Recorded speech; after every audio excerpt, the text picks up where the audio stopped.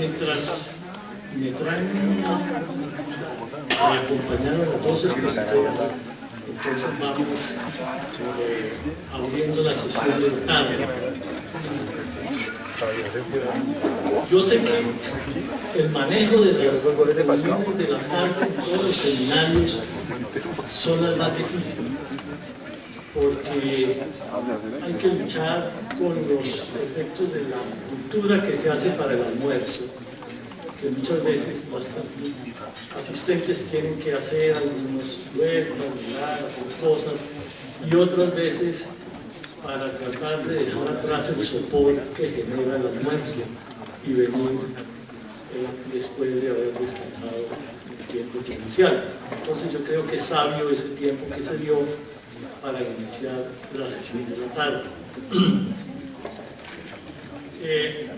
Les voy a decir algo que lo voy a repetir al final, y es recordarles que mañana la reunión de la continuación del seminario se realiza en la Universidad Nacional, en el edificio de posgrados. Entonces, a no ser que se presente algún inconveniente con la universidad, que esperamos no, mantenemos esa reunión para mañana a las 9 de la mañana en la Universidad Nacional. El día viernes regresamos para terminar el ciclo aquí en esta misma sede. Entonces, dicho lo anterior, yo quisiera presentar a la primera de las dos expositoras de la tarde de hoy, que es la doctora Beatriz Bragoni. Es doctora en Historia de la Universidad de Buenos Aires. Se desempeña como profesora de la Facultad de Derecho de la Universidad del Cuyo, y dentro de sus publicaciones podemos señalar Los hijos de la revolución, familia, negocios y poder en Mendoza en el siglo XIX, La agonía de la Argentina criolla 1870, y La colonia y la república, rebeliones, insurgencia y cultura política en América del Sur. La exposición de ella versará sobre título Tras las huellas de Cádiz en el Río de la Plata. Entonces, los dejo con la doctora Bragoni.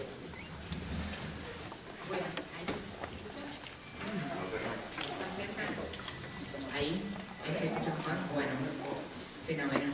Bueno, buenas tardes a todos, muchas gracias, y bueno, quiero agradecer a los organizadores de esta reunión por haberme invitado a participar en ella, y muy especialmente al profesor Heraclio Bonilla por hacerme partícipe de una iniciativa más de esa saga de reuniones que viene organizando en función de algunas obsesiones que nos persiguen a todos.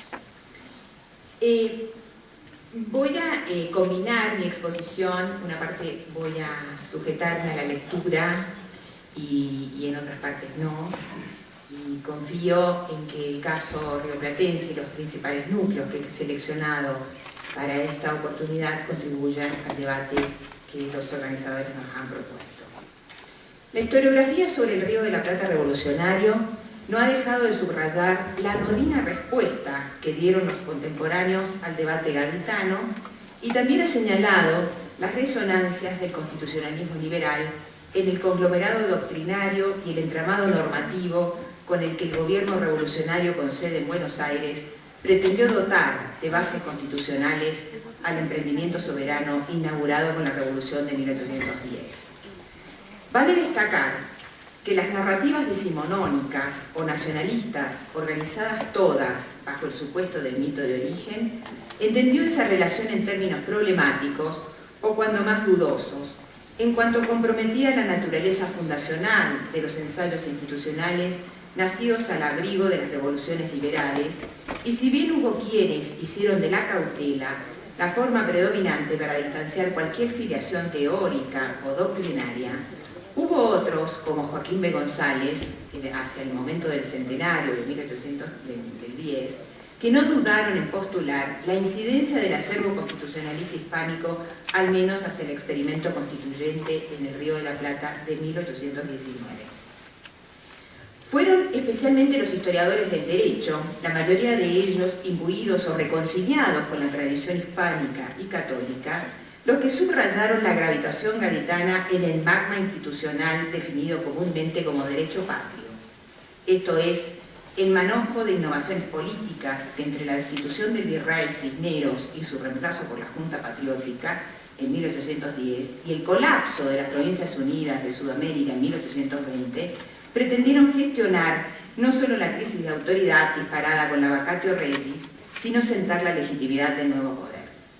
De igual modo, los historiadores han enfatizado la naturaleza provisional de los gobiernos erigidos en la antigua jurisdicción virreinal y también han señalado que a pesar de sus variaciones e inestabilidad, tuvieron capacidad suficiente para afianzar vínculos o solidaridades políticas entre los poderes territoriales que concurrieron en el edificio político-institucional que en 1816 declaró la independencia de España y no de la monarquía. Esto habría sido el resultado de las nuevas coordenadas del sistema internacional, jalonada no solo por el regreso de Fernando VII y la restauración del absolutismo en las cortes europeas, y de las iniciativas políticas adoptadas por las élites patriotas, quienes avisoraron de cara al desenvolvimiento de la guerra y la furiosa represión sobre los neogranadinos la pertinencia de modificar el estatus jurídico de los emprendimientos soberanos, clausurando cualquier empresa política que hasta la víspera algunos podían imaginar en conexión con la metrópoli.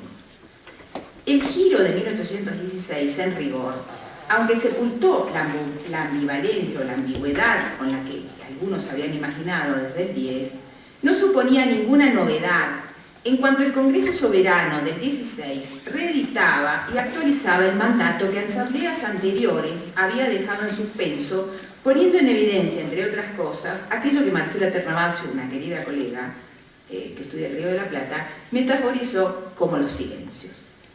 El antecedente más visible tuvo lugar en 1813, cuando el nuevo triunvirato, resultante de la intervención política y militar liderada por la Asociación de los Hombres de la Logia Lautaro y de la Sociedad Patriótica en octubre de 1812, convocó a una nueva asamblea con el doble mandato de declarar la independencia y dictar una constitución.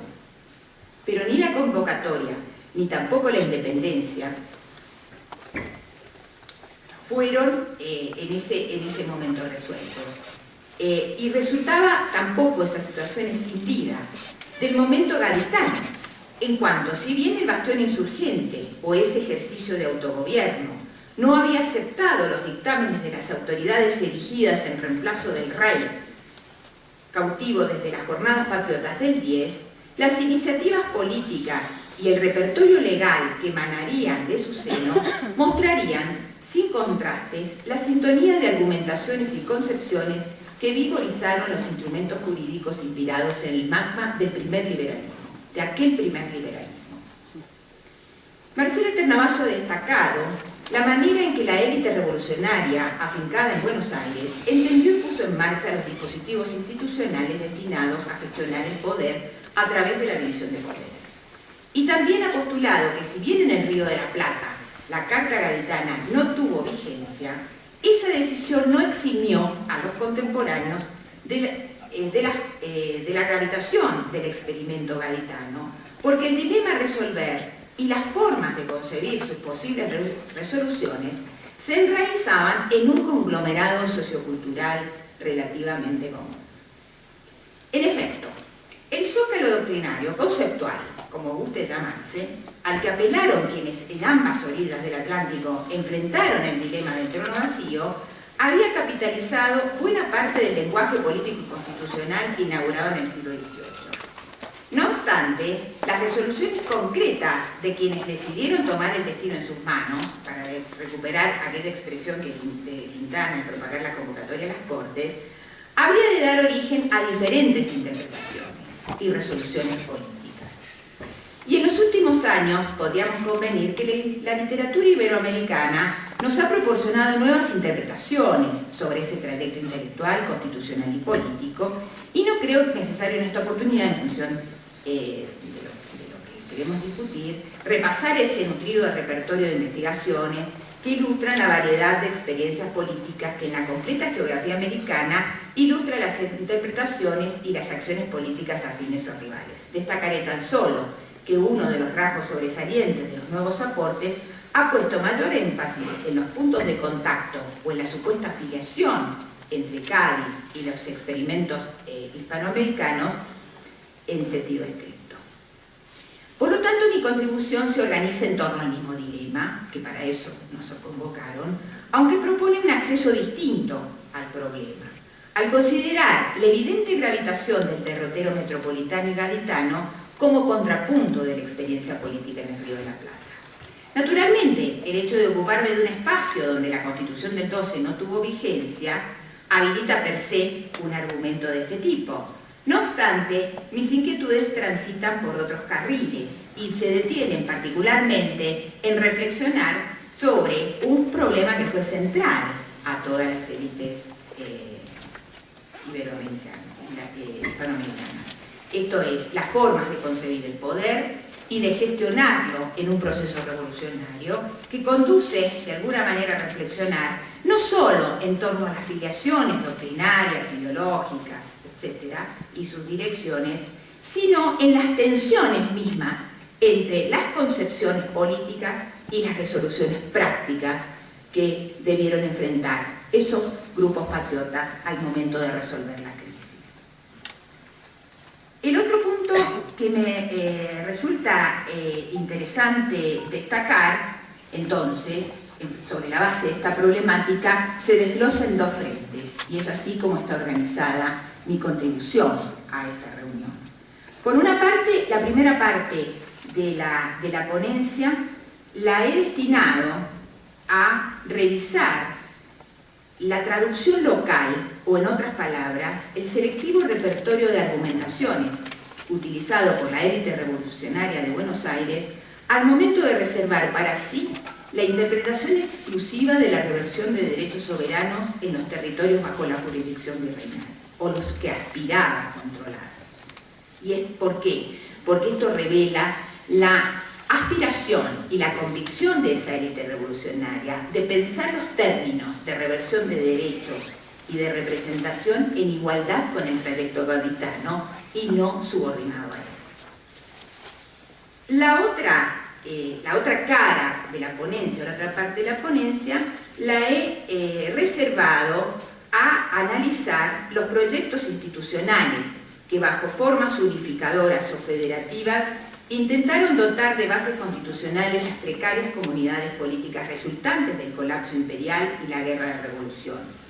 Y en ese fragoso trayecto, creo yo, no sería tan solo la influencia del debate y del experimento gaditano el que gravitaría en sí mismo en el proceso resolutivo de la élite revolucionaria de Buenos Aires en el primer ciclo de la revolución, es decir, entre 1810 y 1815, no sería entonces tan solo la influencia doctrinario-teórica, sino sobre todo, y para muchos de los que condujeron ese proceso político en el Río de la Plata, o que tuvieron intervención en él, el espectáculo del cual habían participado en la misma península ante la caída del antiguo régimen, el cual les ofrecía a ellos mismos un espejo que era necesario esquivar.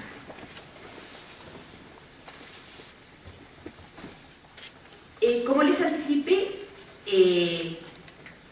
la ponencia y mi contribución está organizada en dos partes, y la primera parte está dedicada a analizar justamente la manera y la forma en que la Junta de Buenos Aires se representó a sí misma como garante o depositario de la soberanía, haciendo una interpretación de la crisis en términos de ese concepto que de alguna manera toda la literatura de los últimos 20 o 30 años ha señalado, de haberle interpretado la Junta de Buenos Aires en sentido unívoco y no en el plural, por el cual en buena parte se tuvo que enfrentar todos los desafíos que terminaron por cercenar las aspiraciones de la Junta a tener que conformarse con, de última, gobernar la mitad del territorio del cual aspiraba a gobernar y la mitad de la población con la que había imaginado organizar una comunidad política independiente. Este tema resulta importante porque justamente esa interpretación de la crisis hace aspirar, sabemos que se desenlaza de inmediato el proceso guerrero y que es una interpretación que bien podemos decir que es equidistante a los que en su momento interpretaron esa crisis en otros términos y los que terminaron representando o formando parte del elenco de los ángeles custodios, podemos decir, como están en las fuentes americanos, de la monarquía, de la religión y del rey.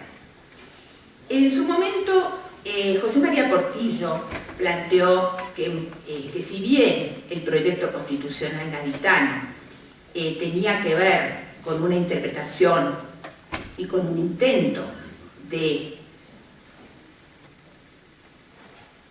modernizar el imperio, y que esa modernización del imperio y constitucionalización suponía, había recurrido de alguna manera o había interpelado a las élites americanas en términos de igualdad territorial, pero no en igualdad de población, dando lugar a un equívoco de interpretaciones. Esos equívocos que plantea de alguna manera Portillo en relación al proceso peninsular, a la lectura de los peninsulares sobre el proceso americano y viceversa, también es reproducible, podemos admitirlo, para el caso americano. En este caso, lo que me interesa entonces traer a colación es justamente en el trayecto de constitución de la Junta del 25 de mayo de 1810 y en el breve lapso de tiempo que coincide con el fusilamiento del ex líder de las, digamos, del gran personaje que había conseguido preservar la capital virreinal de las fauces de los impíos ingleses en 1806 y 1807, el conocido Liniers, y también el fusilamiento del gobernador Gutiérrez de la Concha, que era el gobernador de Córdoba y Tucumán, y el suceso que se conoce comúnmente como Cabeza de Tigre, que se sucede en agosto de 1810, esta situación marca un punto de inflexión en el derrotero y en el trayecto político de la misma revolución rioplatense, en cuanto se constituye en un momento relevante en torno a la manera en cómo la Junta de Buenos Aires interpretó y ejecutó de alguna manera iniciativas políticas que combinaban legitimidad con justicia revolucionaria.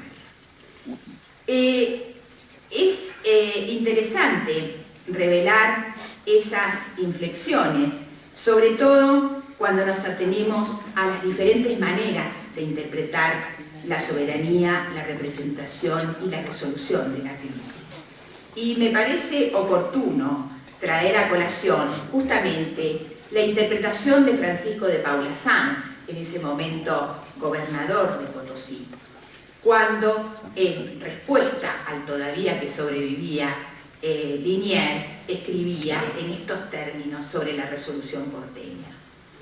Este gobierno y sus honrados fidelísimos provincianos jamás han faltado a las obligaciones de vasallos leales como verdaderos españoles, en cuya virtud nunca han reconocido ni reconocerán jamás autoridad alguna que no sea de las legítimamente constituidas por el soberano o por quien en la desgracia ausencia del nuestro, el suspirado señor don Fernando VII, haya obrado u obre con amplitud de sus facultades reconocida por la nación.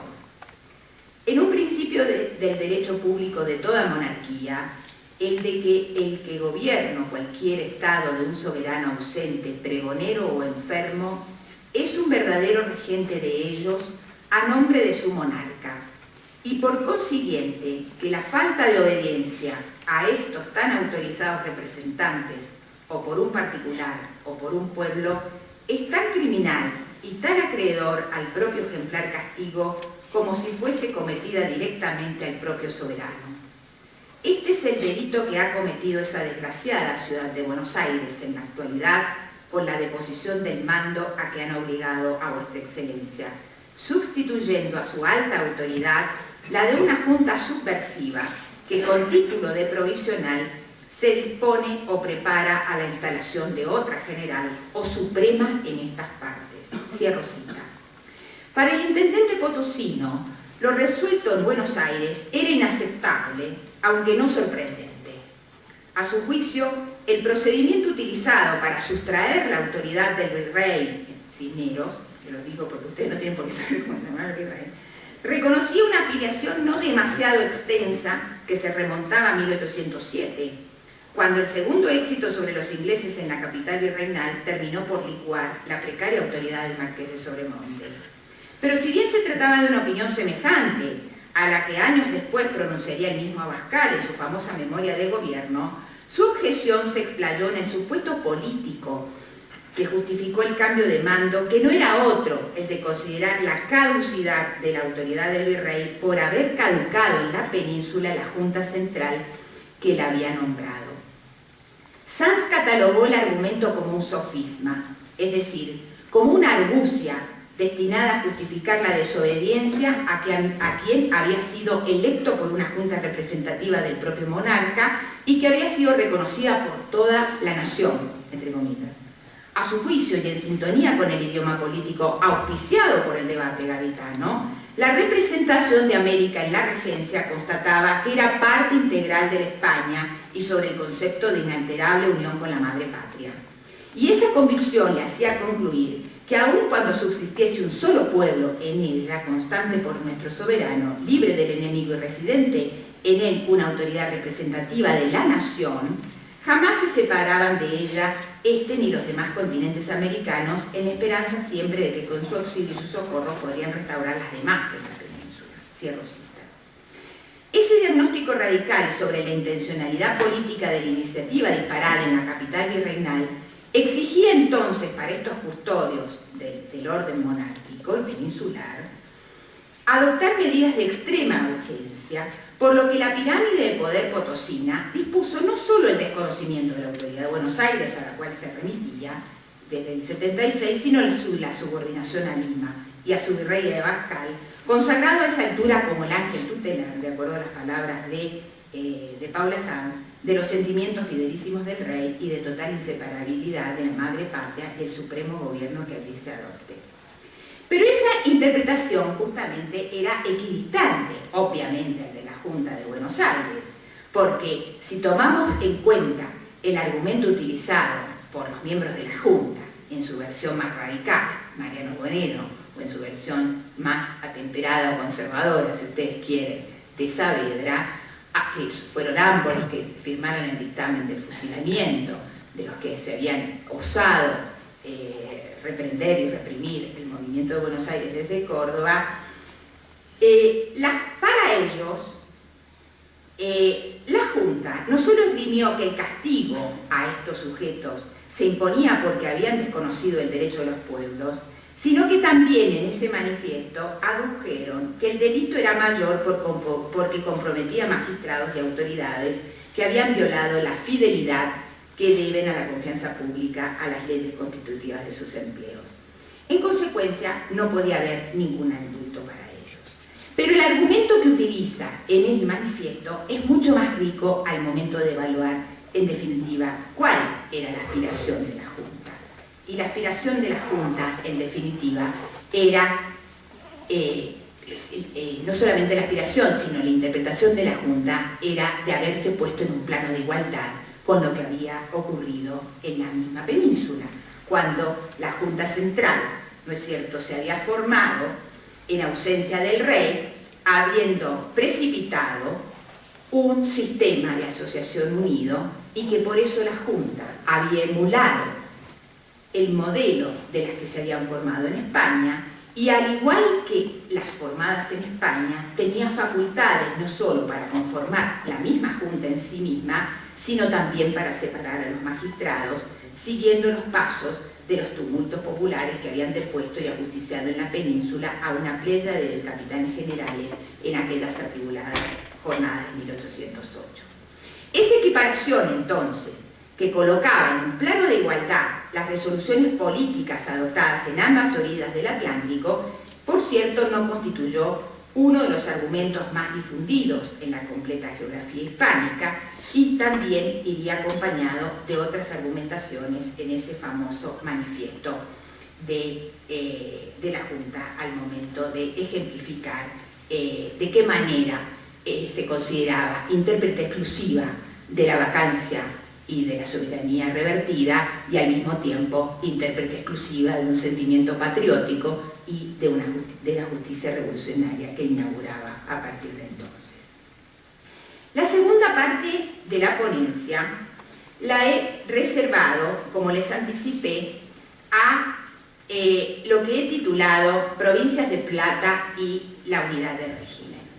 Y en este sentido, me parece interesante traer a colación un problema que, digamos que si bien Cádiz, la Constitución gaditana lo arbitra en uno de sus artículos, es un tema que de alguna manera cruza un proceso político más largo y que se entronca, si bien no con la tradición gaditana, con la misma tradición borbónica que había aspirado a justamente introducir una mayor, digamos, centralización de poder y una nueva lógica en la administración y de la gestión de la política en pleno, ¿no es cierto?, desde fines del siglo XVIII.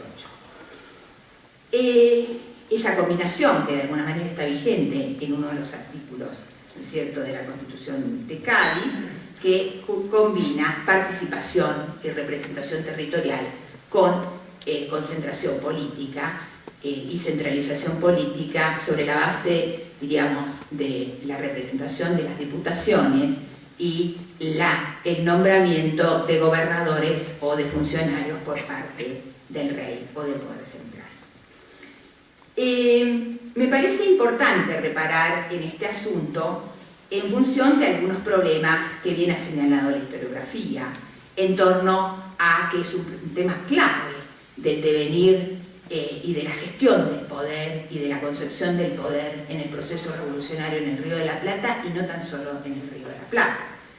Esa, digamos, proliferación de soberanías independientes, eso que en algún momento Anino acuñó comparando México con el Río de la Plata, la soberanías en lucha y esa doble independencia entre ciudades principales y ciudades subalternas, trajo como consecuencia la proliferación de centros y también trajo como consecuencia la ruptura de la cadena de obediencia y la demanda y la exigencia para las élites hispanoamericanas de reconducir y de restituir las cadenas de obediencia después de ese tembladeral político. Y en función de esto, la literatura histórica, tanto argentina como hispanoamericana, ha subrayado que ese dilema de reconducción de cadenas de autoridad o de restitución del lazo entre gobernantes y gobernados también introduce dos grandes problemas. Porque América termina optando por las repúblicas, más allá de todos los ensayos monárquicos frustrados que hubo en el medio, y el otro gran tema es qué forma de Estado va a terminar prevaleciendo, también dando lugar a la proliferación tanto de Estados unitarios como de Estados federales. Y la revolución, más allá de los múltiples legados que deja a los hijos de la revolución, no a los gestores de la revolución, sino a las generaciones siguientes, más allá de estos importantes legados, la revolución tuvo que gestionar también su propio poder, y en torno a esto, la revolución en el Río de la Plata, desde muy temprano, y digamos, de manera simultánea al debate que se lleva a cabo en la península, en Cádiz, como también en otros bastiones independientes o patriotas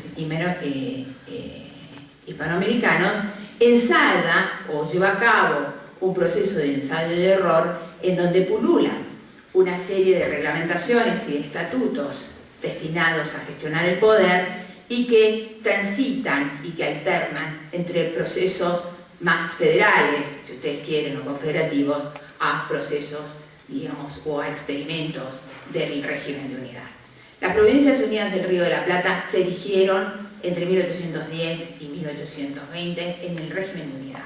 Optó por esa, no sin tener en cuenta que de esta misma revolución emergió la revolución rival y alternativa, que fue justamente la de Artigas, que bregaba por un orden confederal distinto.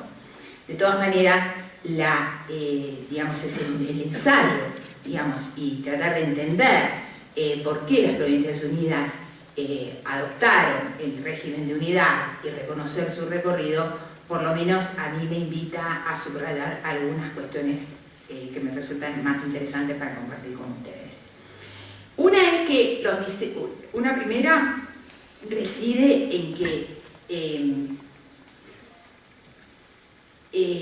bueno, este carácter experimental que tienen estos ensayos, el de 1811, el de 1812, los proyectos constitucionales que se discuten en la Asamblea del año 13, que son fundamentalmente dos, que uno de ellos usa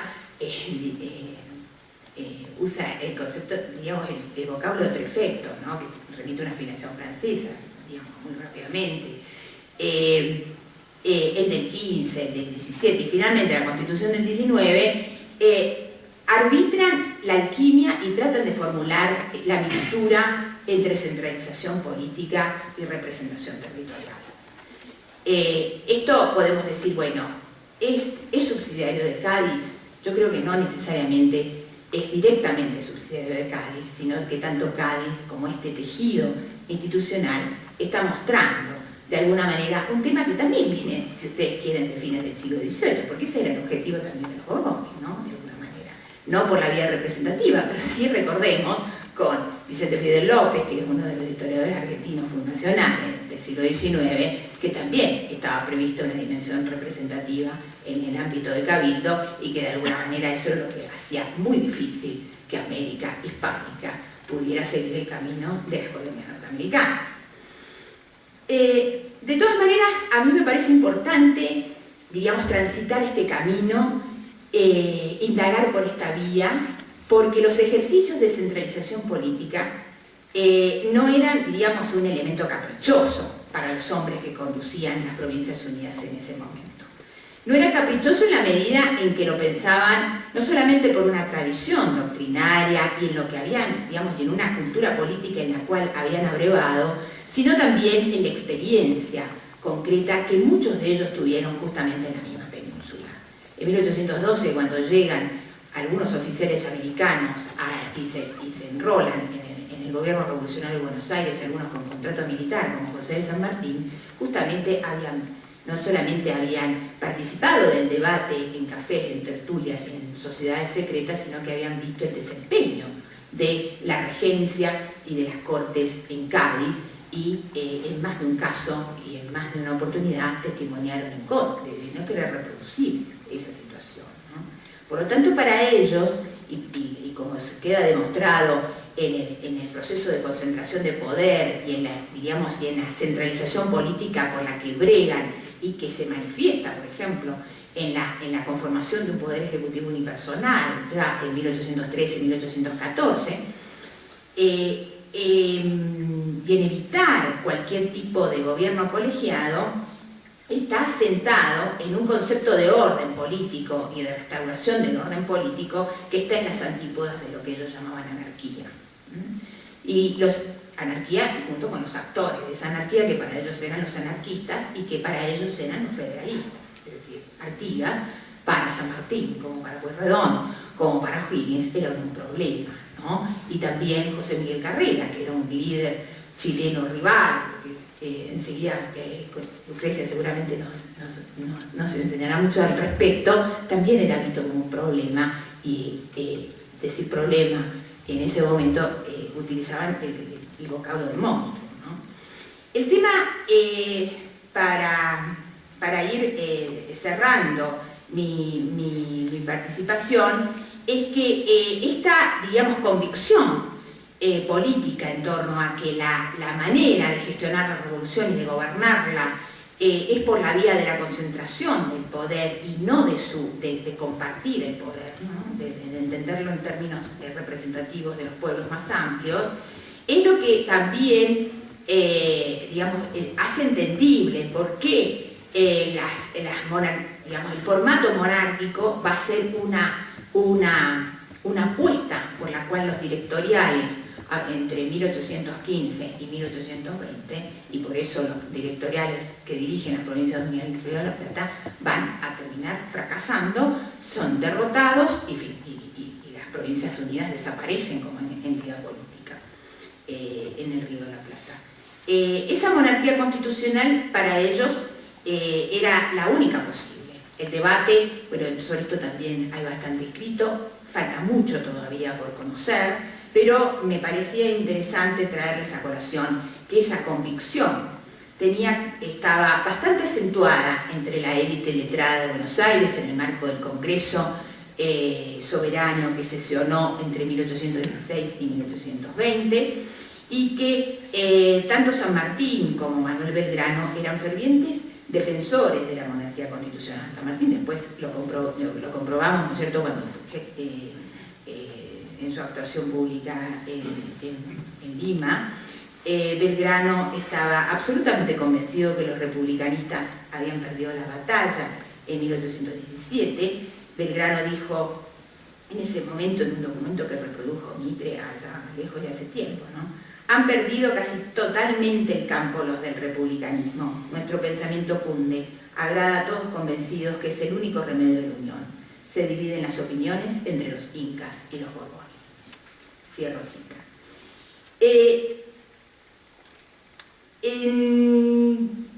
No sé si me queda tiempo, un poquito. ¿Ah, sí? Ah, pero qué suerte, porque siempre me corren, porque me paso, pero entonces aprovecho y para no anticiparme tanto.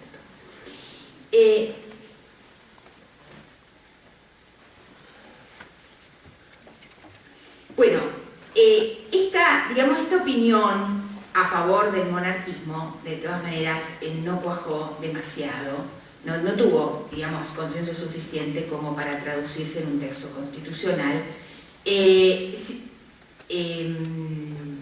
finalmente adoptó un formato sobre el cual después podemos conversar más tarde o a partir de una pregunta. No me quisiera privilegiar en esta instancia otro asunto.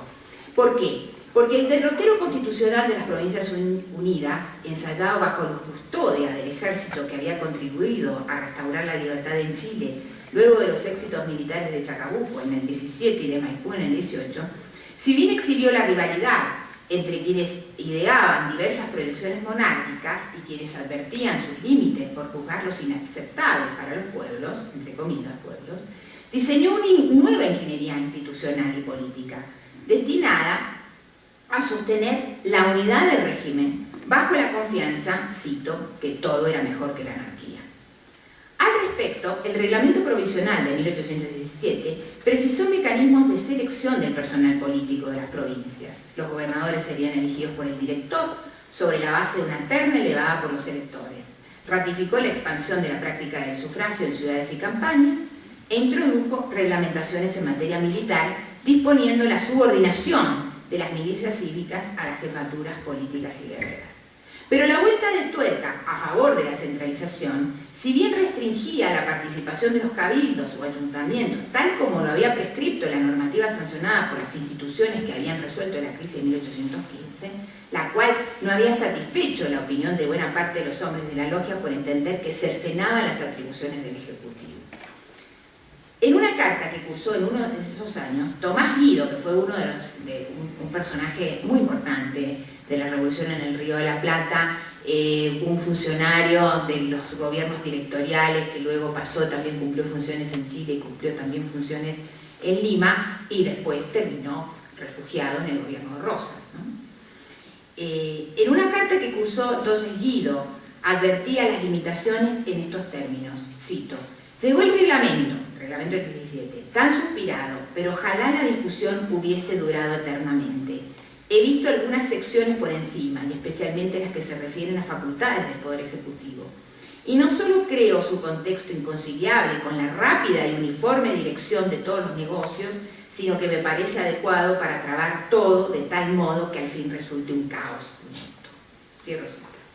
También el director supremo, en ese momento Juan Martín de Pueyrredón, que había sido electo en 1816 y que termina su mandato en el 19, tiene que renunciar, acusó recibo de las restricciones a las funciones del Poder Ejecutivo, atribuyendo a la galaxia de los doctores colocados en el Congreso la escasa percepción política de aquel momento que obligaba a su juicio a una mayor concentración del poder. Cito: vino por fin el reglamento, le escribía a San Martín en la víspera de la Navidad de 1817, y cuando yo esperaba que en razón de las circunstancias franquease las trabas en que está el director de Estado, lo ligan cada vez más.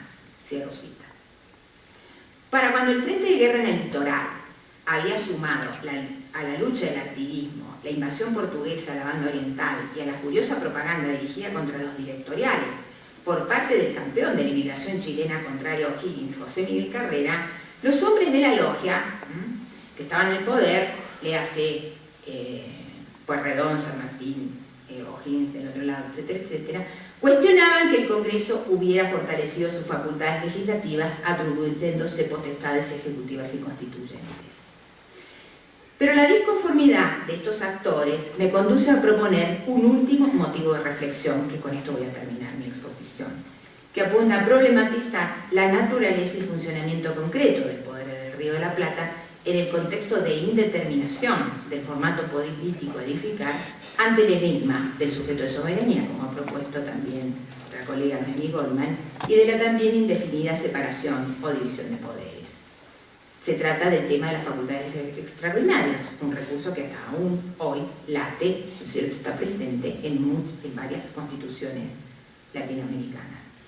En 1817, después del éxito de Chacabuco, Tomás Guido reclamaba la urgencia de concentrar la toma de decisiones en la figura del director Pueyrredón, para lo cual proponía instrumentar el recurso instituido años atrás, cuando la Asamblea Soberana había creado la figura del director supremo, facultándolo con poderes extraordinarios, recuperando un motivo que el Deán Funes, que es un letrado patriota de rioplatense, había introducido en el primer eslabón de la cadena de innovaciones institucionales que buscaban cimentar el orden revolucionario en 1811.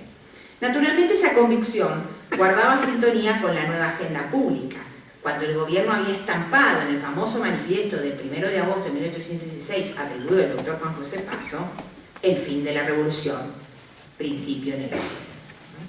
Ese era el resultado de un nuevo diagnóstico al que habían arribado los directoriales ante el asedio de los federalistas anarquistas del litoral, la creciente rivalidad de las parcialidades indígenas del sur, las exigencias de la campaña militar que el ejército de los Andes llevaba a cabo en el sur de Chile y las malogradas noticias provenientes de otros rincones americanos sobre los que había caído la furiosa represión dirigida por los oficiales y tropas leales al restaurado monarca español.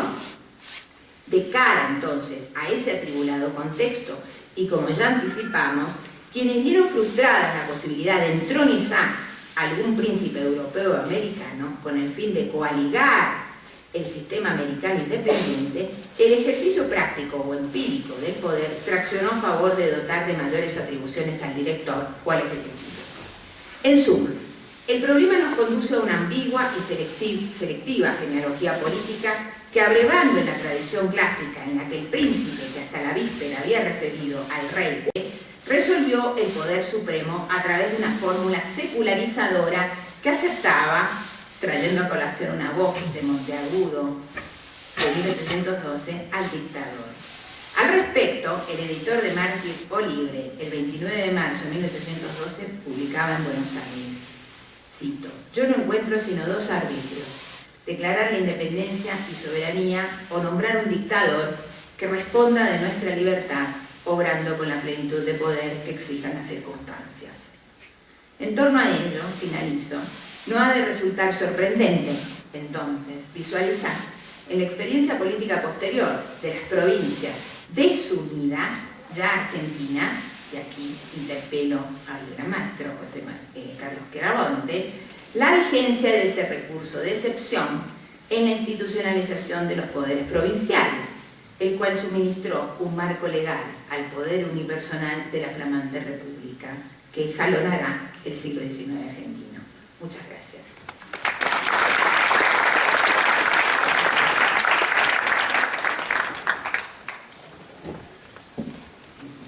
Bueno, antes de abrir el ciclo de preguntas sobre la conferencia que acabamos de escuchar, yo quisiera hacerles una confesión, y es que me siento muy complacido de estar también acompañado esta vez.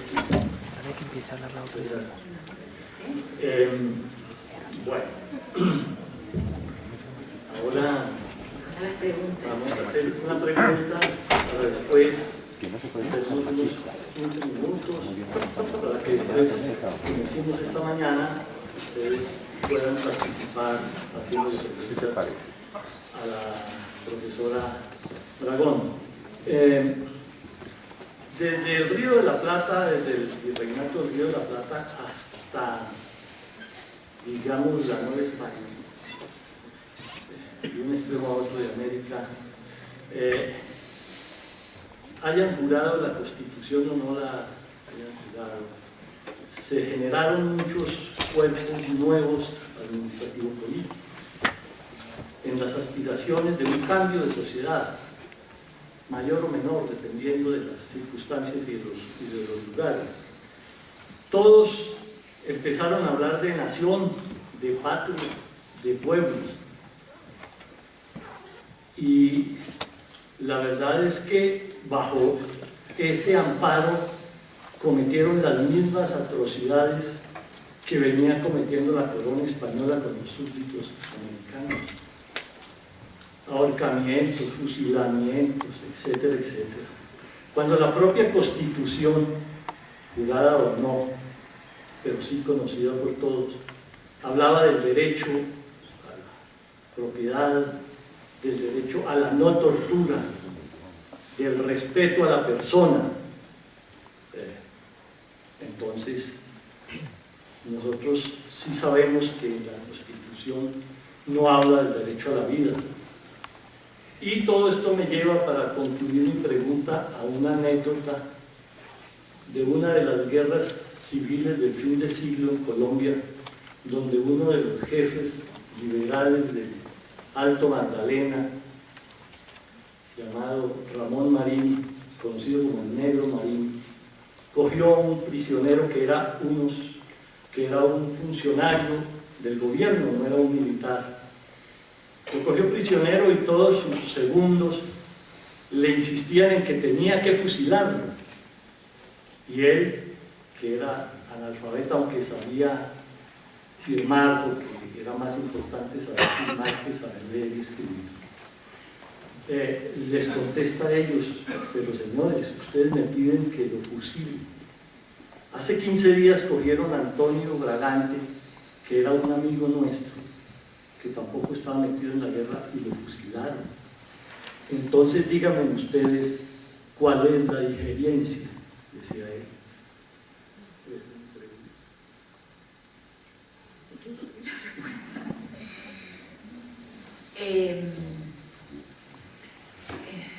Sí, no, la verdad que no. Si pensamos en términos,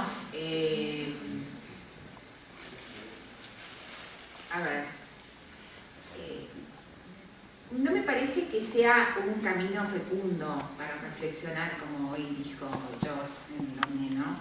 Reflexionar sobre las independencias.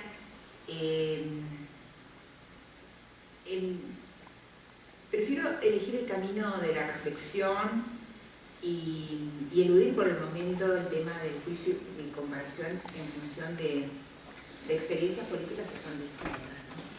Creo que una buena manera, y lo que ha servido, todas las reuniones que hemos participado y todo lo que se ha leído y todo lo que ha renovado la historiografía de las independencias y de que lo que nos han enseñado, es que justamente la virtud que de alguna manera que tiene haber descentrado el mito de origen nos permite pensar la revolución en términos de revolución y no como, digamos, como anticipos de historias nacionales que están en germen, ¿no?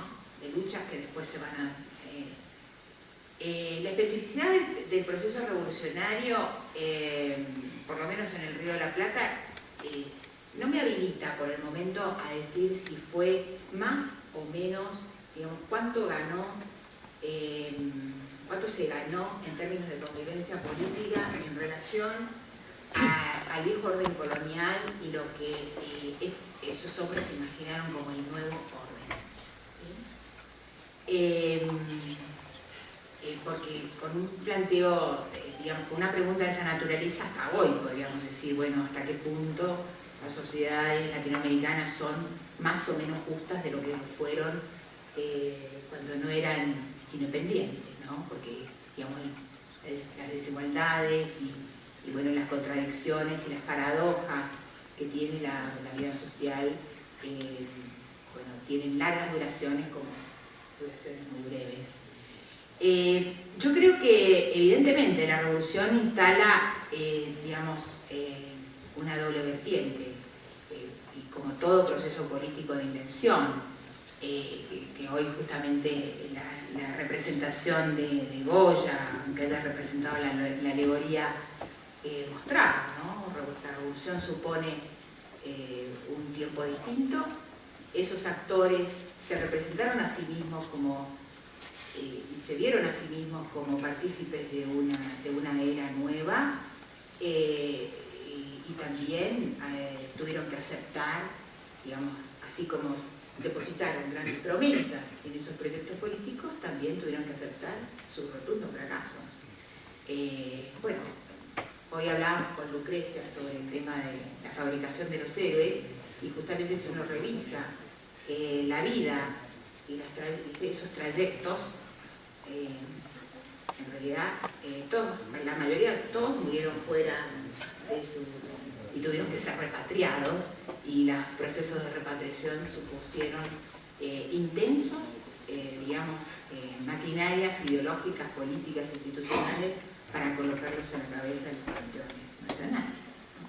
Por lo tanto, la revolución, la independencia encierra muchas paradojas,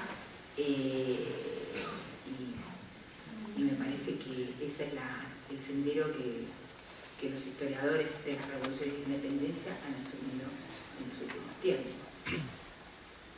Muchas gracias. Abrimos, si personas del público desean hacer alguna pregunta, aquí, el micrófono aquí adelante, por favor.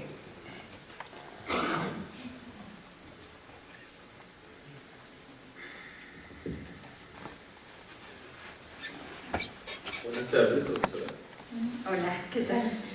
Gracias por su exposición. Yo quisiera preguntarle, caso si usted conoce o se ha investigado, si la actitud de las dinastías europeas frente a los proyectos monárquicos hispanoamericanos jugó algún papel en el fracaso final de esos proyectos, ¿no? O sea, finalmente tengo entendido que hubo propuestas a casas dinásticas europeas de enviar príncipes a ultramar que no fueron acogidas favorablemente.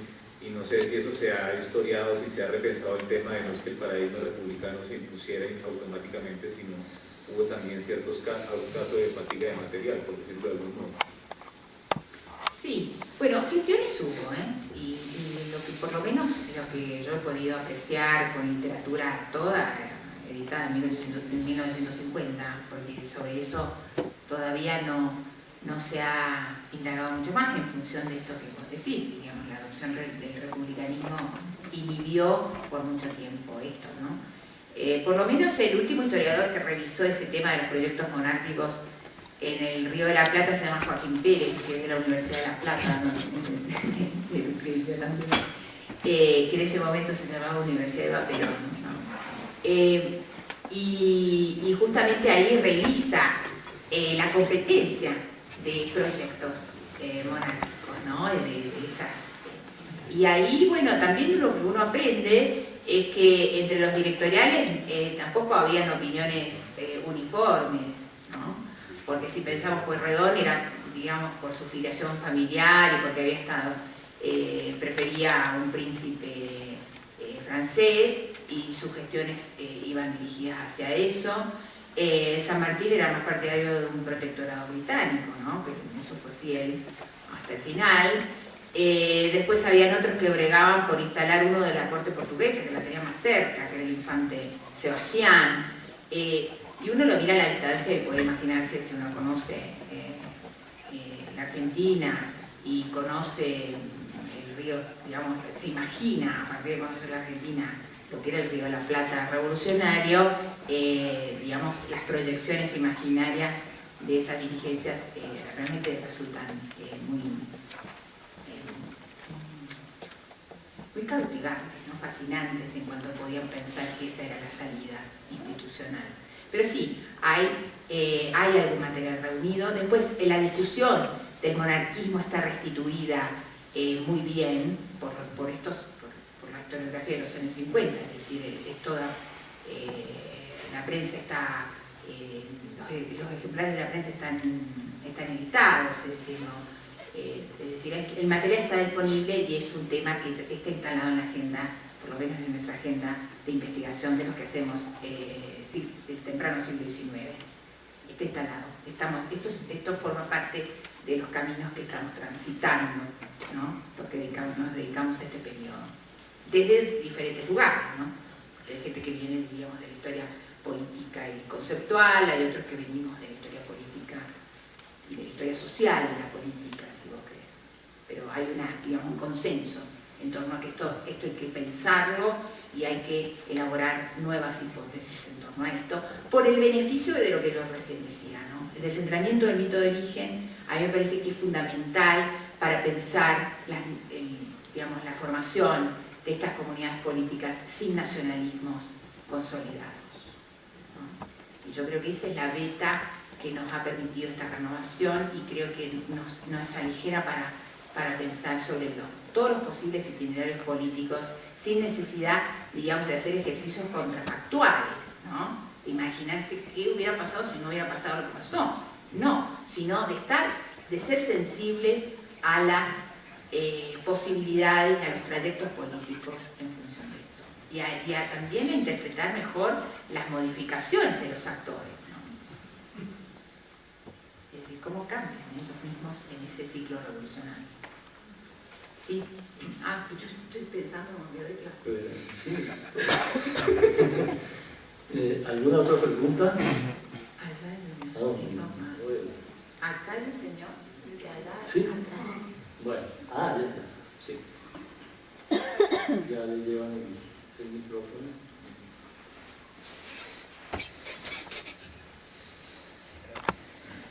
A mucho gusto. ¿Qué tal? Ingeniero Pedro Jairo Arias. Me gusta de hobby la historia. Yo soy ingeniero de sistemas, pero me gusta la historia. Porque el que olvida su historia está condenado a repetirla, dice por ejemplo. Una inquietud, comparto la inquietud del doctor, con respecto a eso, ¿no? Pues la frase sería: nos independizamos de quién, porque realmente nos independizamos de una clase española y caímos en lo que llaman los criollos, y mire hasta cuándo, bien tarde, vienen a reconocer en muchas partes la libertad de los negros, que digamos de los indígenas, menos si hasta nuestros días discriminan, ¿sí? Siguen esas discriminaciones. Una cosa es la libertad en papel y otra cosa es en la práctica. Entonces, no sé si hay una obra de mitología que ahora sí, que creo que Zeus comiéndose a sus hijos. Pero la inquietud del doctor es eso, porque uno ve lo que pasó en la Revolución Francesa, ¿sí? Se hace toda la guerra contra la dinastía de los Luises, y luego todos los que generaron esa revolución, Voltaire y todos estos, terminan fusilando a mucha gente del pueblo, y hasta el mismo Voltaire lo fusilan, ¿sí? Lo decapitan. Entonces, como dicen, eso es como como algo, una cadena. Salen unos, llegan otros y toman esas mismas mañas y esos mismos métodos que denigraban de la clase que están tumbando, ¿sí? O del poder que están tumbando, ¿sí? Y mi pregunta al respecto es, ¿usted cree que este tipo de de criterios que dan su charla influenciaron mucho en los modelos presidencialistas que generalmente han reinado o han manejado a lo largo de la historia de América Latina desde sus independencias, entre comillas, ese modelo que llaman constituciones presidencialistas, que creo que han existido y todavía existen. En nuestro país recientemente se notó ese pulso de estilo doctor Uribe, ¿no? Sin pretender entrar en controversia, ¿no? Gracias. Bueno, muchas gracias. Bueno, sí, en realidad eso se inscribe, su inquietud se inscribe, yo no, obviamente no soy constitucionalista, pero se inscribe evidentemente en la tradición constitucional latinoamericana y en que esa tradición constitucional, si bien tiene filiaciones con la norteamericana y demás, pero que bueno, que deposita, digamos, la figura del Poder Ejecutivo tiene una predominancia frente a los otros que de alguna manera en el siglo XIX dialoga con el viejo tema en nuestras historiografías del caudillismo, ¿no? Que esa, digamos, sería la herencia de la revolución en el mediano plazo, ¿no? Y que eso también es un tema común a varios países latinoamericanos, porque bueno, tiene que ver con culturas políticas personalistas, tiene que ver con, bueno, liderazgos carismáticos, el peso de los liderazgos carismáticos frente a tradiciones institucionales de otro tipo. Lo que sí me parece interesante, y esto por eso yo quería, que es una cuestión que a mí también me hace pensar, y que obviamente no lo tengo resuelto, pero que sí me parece que es una muy buena vía y una vía en función también que no esté escindida de los contextos contemporáneos de donde surgen también nuestras preguntas, ¿no? Que es el papel de las facultades extraordinarias, que evidentemente sobreviven en muchas constituciones, por lo menos en la chilena sobrevive hasta ahora, en la argentina igual, y también en la colombiana, tengo entendido. Entonces, bueno, es un recurso que robustece el Ejecutivo y que, bueno, es un legado de la revolución, ¿no? Un legado de la revolución de independencia, frente a la imposibilidad de organizar monarquías, de una adopción republicana y de repúblicas que fueron las repúblicas, y que son las repúblicas latinoamericanas, ¿no? Y de como fueron en el siglo XIX, que fueron, digamos, más, digamos, eso es una novedad que recomienda Dan Merica frente a la Europa del siglo XIX, ¿no? Si pensamos que, bueno, que más allá de todos los avatares y de las peculiaridades del republicanismo latinoamericano, y si somos, digamos, estrictos y reconocemos el primer republicanismo, del republicanismo maduro, del republicanismo constitucional, aún aceptando todas esas clasificaciones y para no caer en anacronismos, me parece que bueno, que es la gran novedad que ofrece América frente a la vieja Europa, en donde algunos países europeos nunca pudieron sostener, digamos, mantener la república, y a otros les costó bastante más, ¿no? Pues si hoy justamente Juan hablaba de la Quinta República, si tuviéramos que tener 5, ¿no? Nosotros podemos tener muchas más, pero lo que sí muestra esto es la historización, digamos, la importancia de historizar estos procesos, y me parece que, bueno, y también pensarlos en la larga duración y en las dimensiones más coyunturales.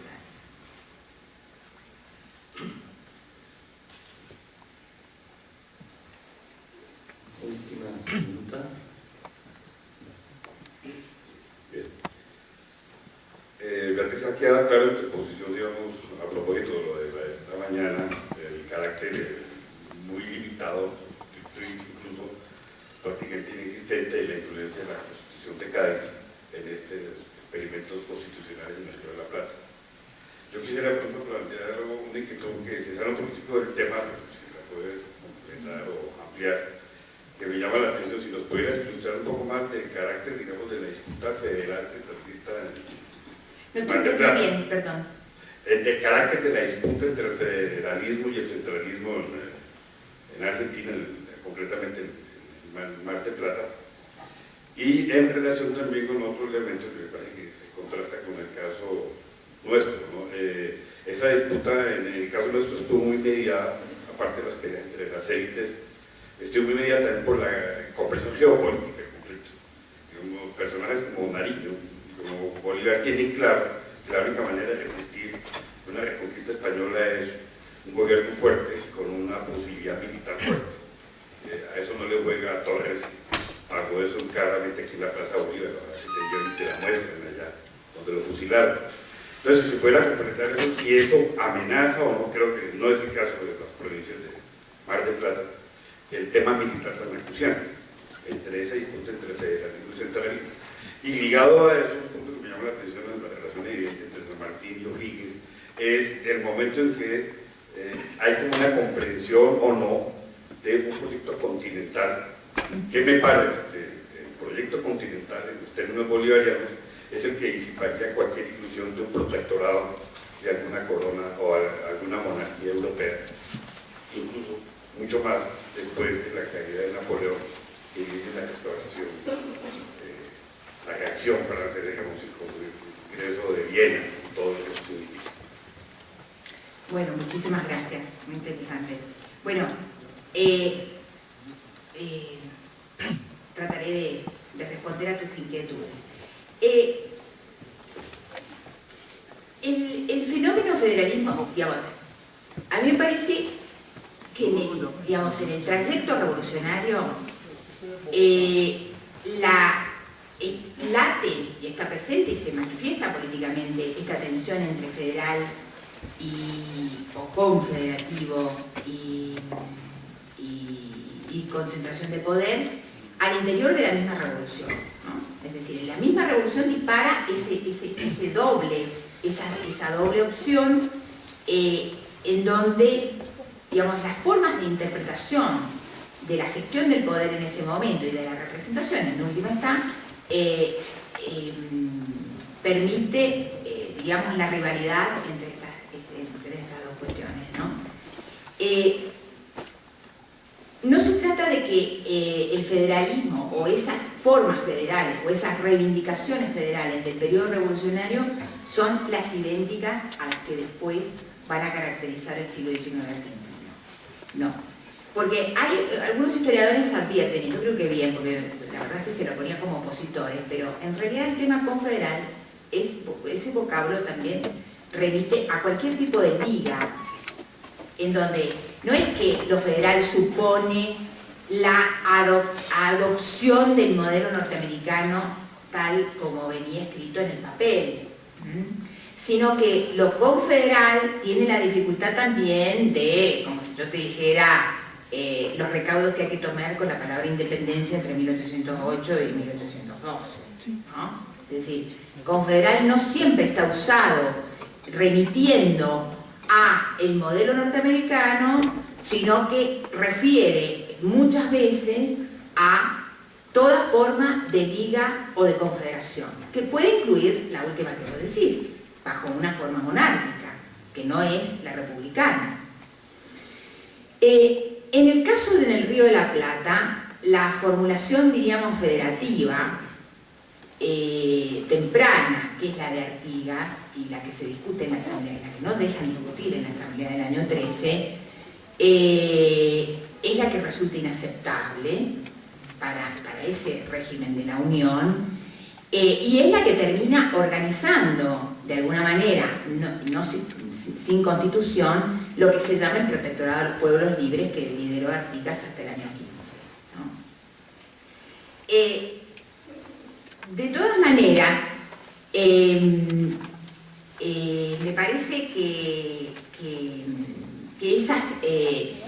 el tema ahí del federalismo no es federalismo digamos, en el sentido como después es utilizado en el 19, sino lo que importa en el periodo revolucionario es la representación de los pueblos, y que allí sí se enlaza con la tradición republicana de manera, digamos, que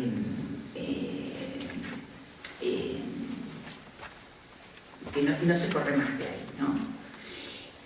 Y esto es muy interesante, restituir el ritmo de cómo crece esa convicción y esa forma de pensar la organización política por la difusión del artiguismo, pero no solo por la difusión del artiguismo, en términos de que otras provincias en donde el artiguismo no se manifiesta y no hay expresión artiguista en esos términos, lo que sí es asociable o se le identifica es con la representación de los pueblos de las provincias. Y esa concepción de cómo se representan los pueblos de las provincias es incompatible con otra forma que no sea la republicana. De allí que la Constitución del 19 va a ser una Constitución que es aprobada por el Congreso, por las autoridades, es jurada incluso por el Ejército de los Andes y San Martín, pero es inaceptable para la oficialidad intermedia del Ejército de los Andes y menos aún para las provincias, que son las que después avanzan, las provincias del litoral contra el gobierno central, ¿no? Pero a mí lo que me resulta, digamos, fecundo es este asunto de que si bien la voz federal o el reclamo de reivindicación, digamos, de los pueblos, ¿sí?, es la que termina asociándose con ese lenguaje federal, que no necesariamente se va a remitir al modelo federal norteamericano. Esto es lo que yo quiero decir. No es que están leyendo el federalista, ¿sí?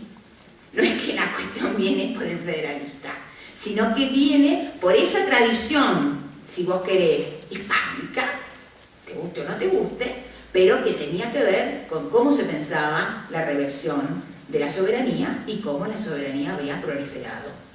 Y todos se sentían parte de la restitución de la unidad.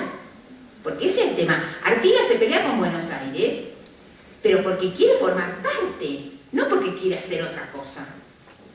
No es que quiera armar otra cosa, él quiere formar parte en términos de igualdad.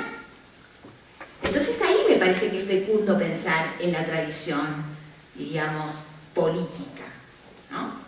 Y una tradición política que también está en tensión con otra tradición política que forma parte de ese zócalo, que es la centralización política que va digamos, los va a abordar a todos, porque la centralización, digamos, dentro de la formación de los estados modernos y de la formación de economías y sociedades capitalistas, para hablar en claro, va a suponer la centralización política, más o menos repartida, pero es así.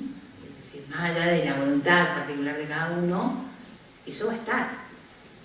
La otra cuestión de la geopolítica, creo que sí, en la cabeza de ellos funcionaba que el contexto de la guerra hacía no recomendable compartir el poder.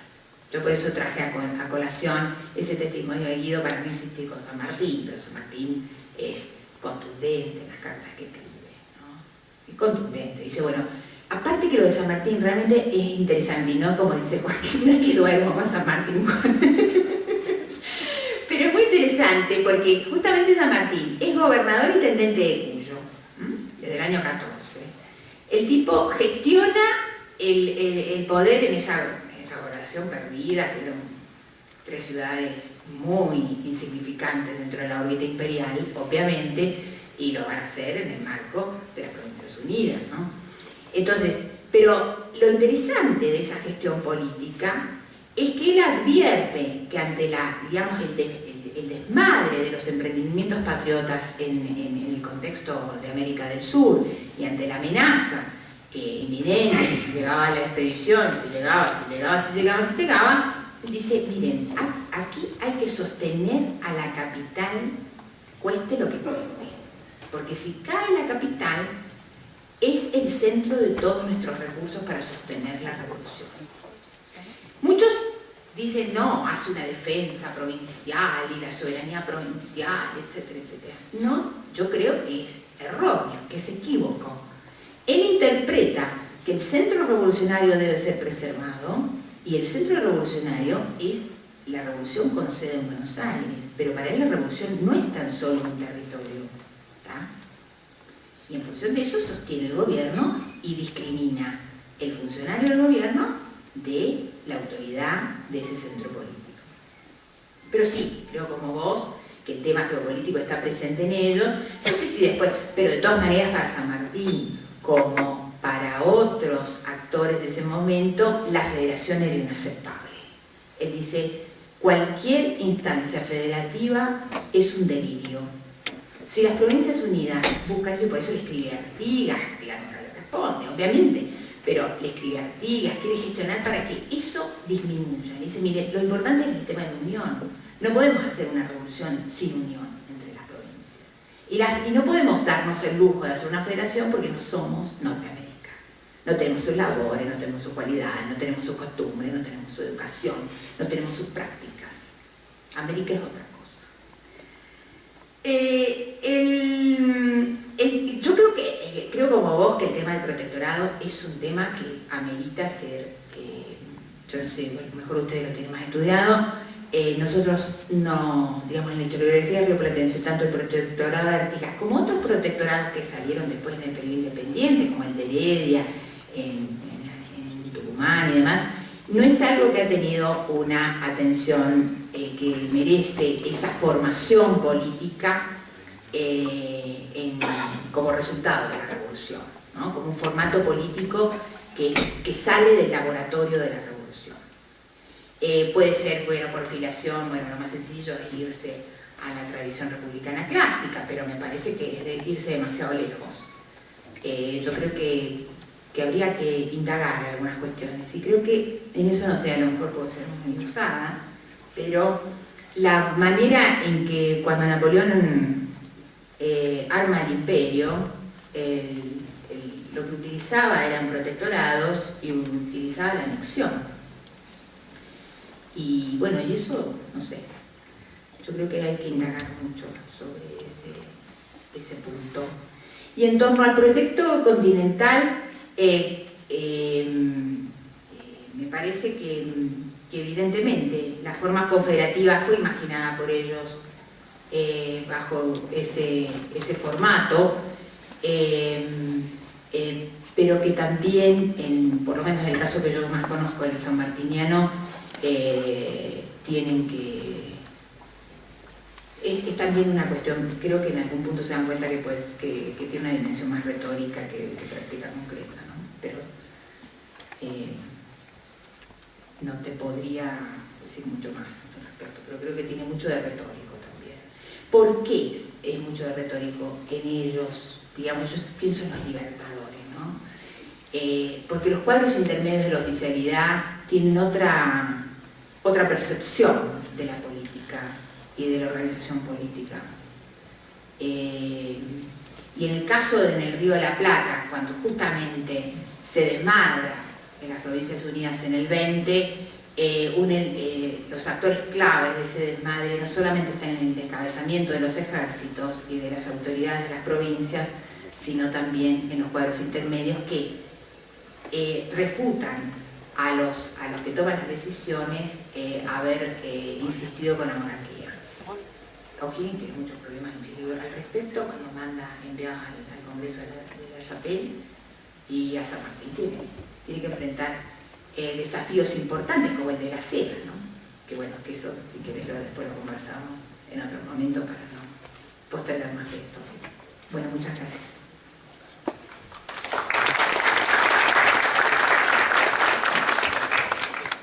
Bueno, muchas gracias a la doctora Aragoni. Vamos a dar paso entonces a la intervención de la profesora Lucrecia Enríquez. Es graduada en Historia de la Universidad de La Plata, doctora en Historia Moderna y Contemporánea de la Universidad de Burdeos en Francia. Se desempeña como profesora del Instituto de Historia de la Universidad Católica de Chile. Dentro de sus publicaciones destaco de la colonia, de Colonial a Nacional, la carrera eclesiástica del clero secular chileno en 1650-1810, y de la monarquía de la República Chile en América. Su conferencia versará sobre Cádiz y la independencia chilena. Les dejo con la profesora Enrique.